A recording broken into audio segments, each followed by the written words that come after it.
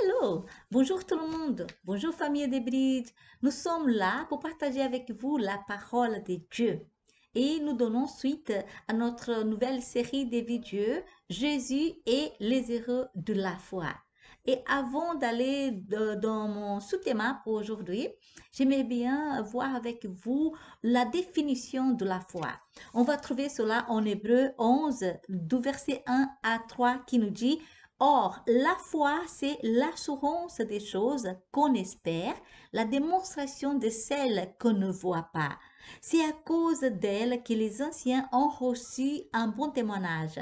C'est par la foi que nous comprenons que le monde a été formé par la parole de Dieu, de sorte que ce qu'on voit ne provient pas de ce qui est visible, ne provient pas de ce qui est visible.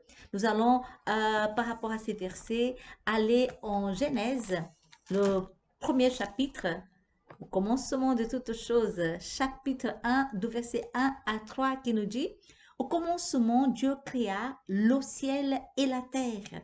La terre était informe et vide. Il y avait des ténèbres à la surface de l'abîme, mais l'Esprit de Dieu planait au-dessus des eaux. Dieu dit que la lumière soit, et la lumière fut. Amen. Par sa parole, Dieu appela à l'existence tout ce qui existe aujourd'hui. Les cieux, le soleil, la lune, les étoiles, les animaux, les oiseaux, toutes sortes d'arbres portant de fruits, des végétaux, les océans, les poissons, et etc. Par sa parole, Dieu appela tout cela à l'existence. Amen. Et nous allons voir par rapport à la foi en grec, le mot pour foi est pistis et le mot pour croire est pistéo.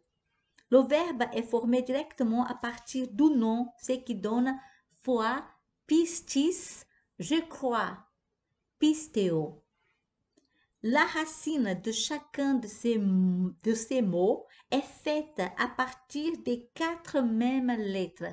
Pistis, P-I-S-T, pistis, foi, pistéo, croire.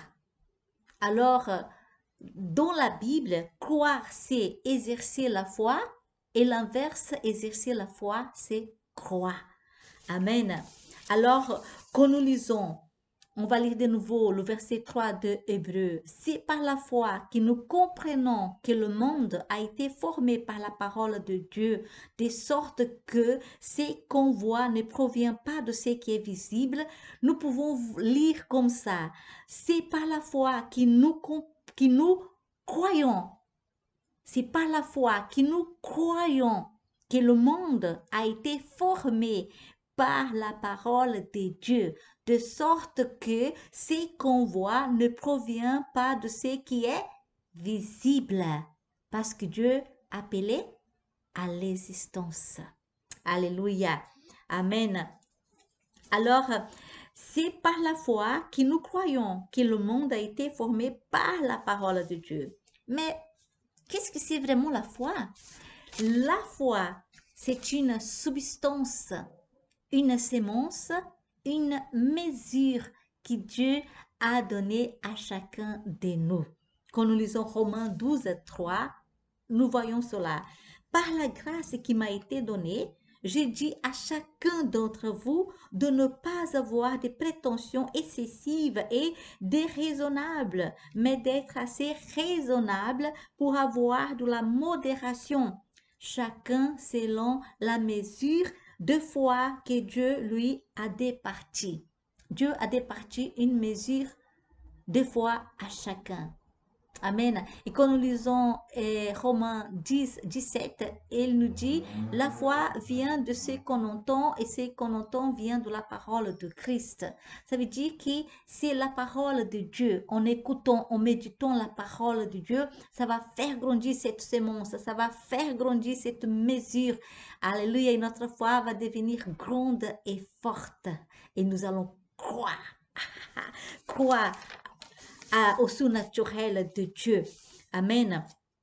Quand nous avons la foi en Dieu et en sa parole, nous sommes en train d'exercer notre foi en croyant en Dieu et en sa parole. Croire, c'est exercer la foi. Et exercer la foi, c'est croire. Amen. Alors, c'est par rapport à cela que nous allons aborder dans notre sous-thème d'aujourd'hui, l'obéissance par la foi. Dans la galerie des héros, des héros, Hébreux 11:30 fait mention de la conquête de Jéricho par les Israélites. Nous allons lire le verset 30 de Hébreux 11 qui nous dit, c'est par la foi que les murailles de Jéricho tombaient après qu'on eut fait le tour pendant 7 jours. Alors, pour ceux qui ne connaissent pas l'histoire, on va aller vers Josué chapitre 6 de 1 à 5. Mais avant cela, écoutez bien, c'est par la foi. Qu'est-ce que c'est la foi? C'est l'assurance des choses qu'on espère, la démonstration de celles qu'on ne voit pas. C'est par la foi que les murailles de Jéricho tombaient après qu'on eut fait le tour pendant 7 jours. Et Josué, on va aller vers Josué. Josué 6, de 1 à 5 nous dit, Jéricho était barré et barricadé à cause des Israélites. Personne n'est sorti et personne n'entrait. L'Éternel dit à Josué, vois, je livre entre tes mains Jéricho et son roi, les vaillants guerriers. Vous ferez le tour de la ville, tous les hommes de guerre. Vous tournerez autour de la ville une fois. Tu feras ainsi pendant 6 jours. Et 7 sacrificateurs porteront 7 corps de bélier devant l'arche. Le 7e jour, vous ferez 7 fois le tour de la ville et les sacrificateurs sonneront de cœur. Quand on fera retentir la corne de bélier, quand vous entendrez le son du corps, tout le peuple poussera une grande clameur. Alors le rempart de la ville s'écroulera lui-même sur lui-même et le peuple montera chacun devant soi. Amen. Alléluia. Alléluia. Juste je m'organise ici alors. Oups. Voilà. Nous voyons ici, nous venons de lire les stratégies que Dieu avait données à Josué pour la prise de Jéricho. Alors, c'était une stratégie directe pour Josué et pour les Israélites. Mais aujourd'hui, il y a des gens qui sont réfléchis, qui sont demandés à Dieu. Ils se disent, bah, je veux faire la même chose, je veux faire le tour, 7 fois le tour de mon problème, de cette maison, de cette voiture, de ceci, de cela, et j'aurai la victoire, comme le peuple d'Israël a eu à l'époque. Mais ça ne marche pas comme ça. Est-ce que Dieu t'a donné cet ordre? Est-ce que Dieu t'a demandé de faire cela? Parce que derrière la prise de Jéricho, il y a toute une histoire, il y a une préparation, toute une préparation. Il y a un but précis pour cela. Dieu ne fait rien, jamais rien sans un but précis. Même pour la manifestation de sa puissance, il y aura toujours un but précis de Dieu pour cela. Et c'est ce qui s'est passé pour la prise de Jéricho. Alors nous pouvons lire Josué 3, le verset 5 et 7 qui nous dit, Josué dit au peuple, sanctifiez-vous, car demain l'Éternel accomplira des prodiges au milieu de vous. Et le verset 7 nous dit, l'Éternel dit à Josué, aujourd'hui, je commence à te rendre grand aux yeux de tout Israël, afin qu'ils sachent que je suis avec toi comme je l'ai avec Moïse. Le peuple d'Israël avait besoin d'être assuré que Dieu serait avec eux comme il était avec Moïse, son serviteur. ils avaient vraiment besoin d'être assurés que Dieu serait avec eux dans la conquête de la terre promise, comme il était avec Moïse quand il a fait sortir son peuple de l'esclavage de l'Égypte. Amen. Et devant cette stratégie incroyable, c'est incroyable, n'est-ce pas? Incroyable venue de Dieu. Tout ce qui est incroyable vient de Dieu. Assurez-vous, tout ce qui est incroyable pour la prise de Jéricho, le peuple devait croire que Dieu allait accomplir ce qu'il avait dit. Amen. Le peuple devait obéir par la foi, même s'il ne comprenait pas comment, en faisant le tour de la muraille, elle va tomber en fait. Mais ils devaient croire par la foi. Et c'est ça. Et c'est ça que le peuple a fait. Le peuple a obéi Dieu par la foi. Ils ne voyaient pas, mais ils attendaient un miracle de la part de Dieu. Ils devaient prendre Jéricho. Et ils ont cru à la puissance et à la fidélité de Dieu. D'abord, le peuple s'est sanctifia et ils ont suivi carrément, fermement, la stratégie que Dieu leur avait donnée. Ils ont obéi carrément. Et nous pouvons voir le résultat de cela. Nous allons voir Josué dans le chapitre 6, le verset 20, qui nous dit, « Le peuple poussa des clameurs et l'on sonna du cœur. Lorsque le peuple entendit le son du cœur, il poussa une grande clameur. Le rempart s'écroula sur lui-même et le peuple monta vers la ville, chacun devant soi, et ils s'emparaient de la ville. Ils ont pris Jéricho. » Alléluia. C'est puissant cela, n'est-ce pas? Alors, vous savez, le secret pour toutes les victoires, c'est l'obéissance par la foi. Amen. C'est l'obéissance par la foi. C'est de croire Dieu et sa parole. Amen. Alors, nous devons être attentifs. Qu'est-ce que Dieu entend de me dire pour cette situation, pour résoudre ceci ou cela? Est-ce que Dieu m'a donné une stratégie spécifique pour cela? Est-ce que Dieu me demande que je fasse quelque chose pour cela? Et si Dieu me donne une stratégie, si Dieu me donne quelque chose de spécifique pour que je puisse le faire, je dois le faire par la foi, en croyant que Dieu est fidèle pour accomplir ce qu'il dit qu'il va faire. Amen. Pour accomplir sa parole. Un jour, un officier royal est venu parler avec Jésus. Nous allons lire ça en Jean. Jean, l'évangile de Jean. Oups, il est là. Le chapitre 3. Oups, c'est pas ça. Jean, le verset 3. Beaucoup de choses ici. Voilà. Pas le 3, pardon, c'est le chapitre 4, du verset 46, la partie B, jusqu'au 53. Il y avait à Capernaum un officier royal dont le fils était malade. Il apprit que Jésus est venu de Judée en Galilée, alla vers lui et le pria de descendre et de guérir son fils qui était près de mourir. Jésus lui dit, « Si vous ne voyez des miracles et des prodiges, vous ne croirez donc point. » L'officier royal lui dit, « Seigneur, descends avant que mon petit enfant ne meure. » « Va, lui dit Jésus, ton fils vit. » Cet homme crut à la parole que Jésus lui avait dite et il s'en alla. Comme déjà il descendait, ses serviteurs le rencontraient et lui dit que son enfant était en vie. Il s'informa auprès d'eux de l'heure à laquelle il s'était trouvé mieux et il lui dit, hier à la 7e heure, la fièvre l'a quitté. Le père reconnut que c'était à l'heure même où Jésus lui avait dit, ton fils vit. Et il crut, lui et toute sa maisonnée.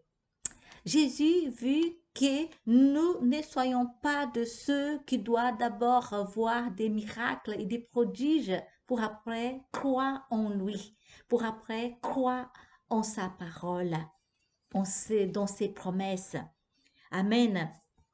Alors, elle ne veut non plus que nous ne soyons pas comme Thomas, qui qui voulait voir pour croire.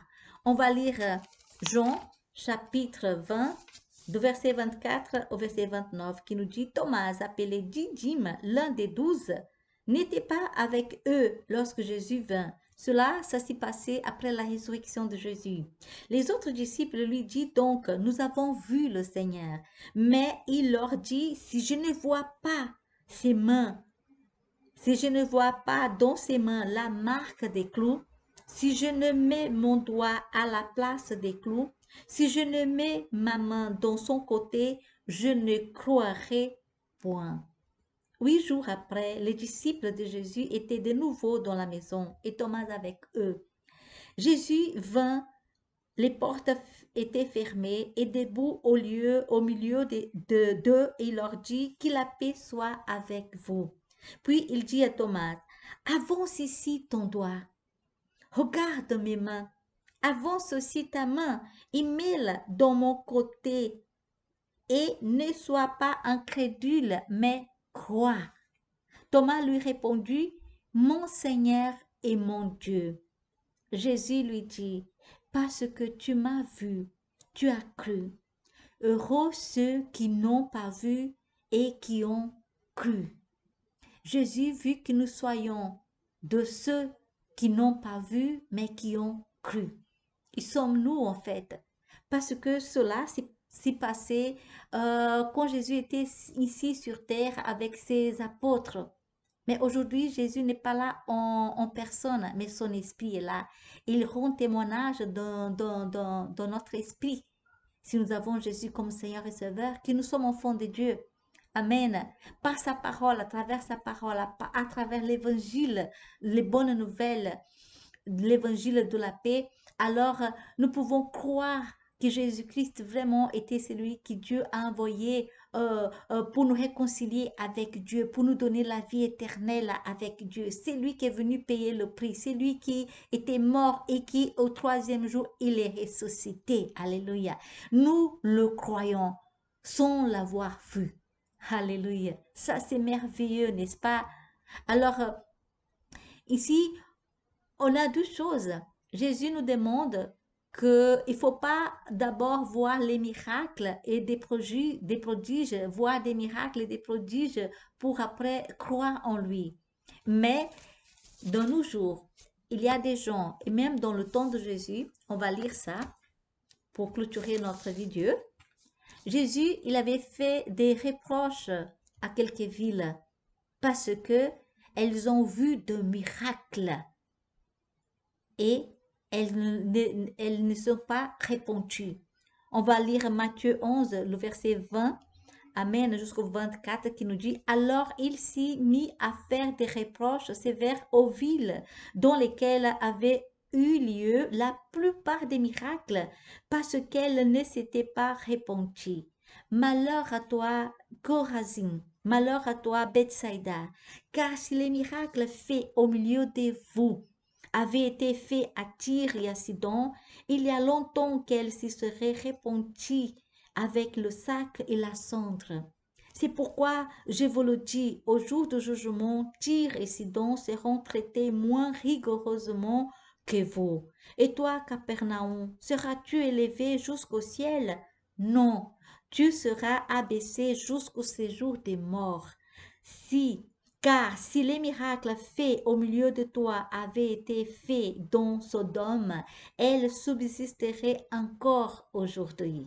C'est pourquoi je vous le dis, au jour du jugement, le pays de Sodome sera traité moins rigoureusement que toi. Amen. Alors, Dieu nous appelle toujours à croire en lui, à nous repentir devant les miracles de la vie, devant toutes les confirmations de son existence. Dieu nous demande de croire en lui, de croire, même si on n'a pas vu, nous devons croire. Dieu nous donne de la démonstration de son existence. Dieu veut que nous soyons fermes dans la foi et Dieu veut que nous puissions l'obéir par la foi. même si nous ne comprenons pas des choses, mais Dieu veut que nous puissions lui faire confiance et que nous puissions obéir à sa volonté, obéir à sa parole dans toutes circonstances dans nos vies. Amen. Alors j'espère que cette vidéo a pu vous fortifier dans la foi euh, et que vous puissiez vraiment comprendre l'importance de la foi dans nos vies et l'importance d'obéir par la foi. Amen. Alors lisez davantage la parole de Dieu. Plus vous avez de la parole de Dieu, plus votre foi devient forte et grande et plus vous serez puissant. Amen. Alléluia. Parce que la parole de Dieu, elle est puissante et elle est vivante. Et elle ne retourne jamais vide vers Dieu, mais elle va accomplir toujours le but pour lequel Dieu l'a envoyé. Amen. Alléluia. Que Dieu continue à vous bénir, à vous fortifier dans la foi à travers sa parole et soyez toujours obéissants par la foi. Amen. Nous vous attendons pour la prochaine vidéo et à très bientôt. Bye bye. Bye bye.